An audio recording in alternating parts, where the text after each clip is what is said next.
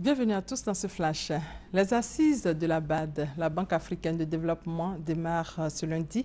Au programme ce matin, le lancement de l'édition 2015 des perspectives économiques en Afrique. Nous y reviendrons. Le chef de l'État, lui, a achevé sa visite dans les régions du Kabadougou et du Folon. Dernière étape, dernier meeting, c'était hier à Odjéné. Au total, 7 départements visités, 7 meetings animés par le président qui a mis l'accent sur la réconciliation et la paix. Il a fait le point de ses réalisations et demandé aux populations de lui faire confiance.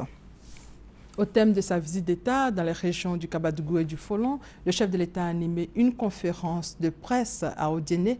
Le président a indiqué que sa visite d'État dans les régions du Kabadougou et du Folon, chez ses parents maternels, était une visite familiale.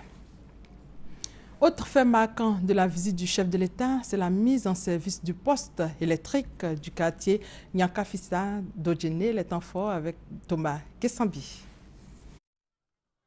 Gros quartier de la ville d'Odjéné, Nyankafissa. Ici est mieux en langue locale malinké, méritera désormais sa dénomination. Longtemps resté dans le noir et en arrière-plan, Nyankafissa peut aussi aujourd'hui se targuer d'avoir reçu la visite du président de la République. Une visite qui lui ouvre les portes de la lumière. Je suis très heureux parce que ce quartier était dans le noir depuis de nombreuses années. Nous avons fait un investissement de plus de 500 millions sur les 2 milliards qui ont été investis pour renforcer le réseau électrique à Odjéné.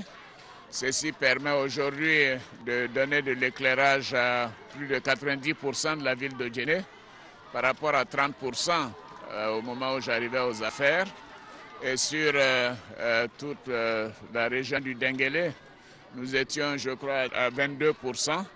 Et maintenant, nous sommes à 77%. C'est-à-dire que le gouvernement est véritablement au travail. Je félicite le ministre de l'Énergie et du Pétrole. En effectuant ce bond prestigieux dans l'histoire de son existence, Nyankafissa sera aussi le lieu à partir duquel le président Alassane Ouattara partage sa vision en matière d'électrification de toute la Côte d'Ivoire. Le porte-parole du gouvernement l'a dit, parmi les 3 pays africains où le taux d'accès à l'électricité est le plus élevé. Il y a 5 ans, je ne vous dis pas quel était notre rang. Donc bientôt, nous serons le premier pays au plan de l'accès à l'électricité en Afrique au sud du Sahara. En attendant, Nyankafissa et ses plus de 10 000 habitants, eux, peuvent apprécier les bienfaits de feu la lumière, même en plein jour.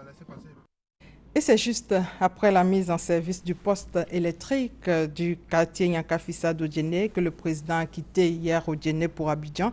Les détails dans nos prochaines éditions. Hors de nos frontières, au Burundi, 2 à 3 000 personnes ont assisté dimanche à Bujumbura aux funérailles de l'opposant Zedi Feruzi, abattu la veille avec un garde du corps par des inconnus devant son domicile d'un quartier contestataire de la capitale. Au Burkina Faso, le corps de Thomas Sankara est exhumé lundi à Ouagadougou.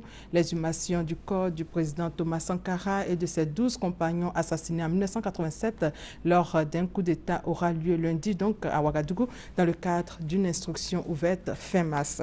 Et c'est la fin de ce flash. L'actualité revient à 13 h. Merci de votre fidélité.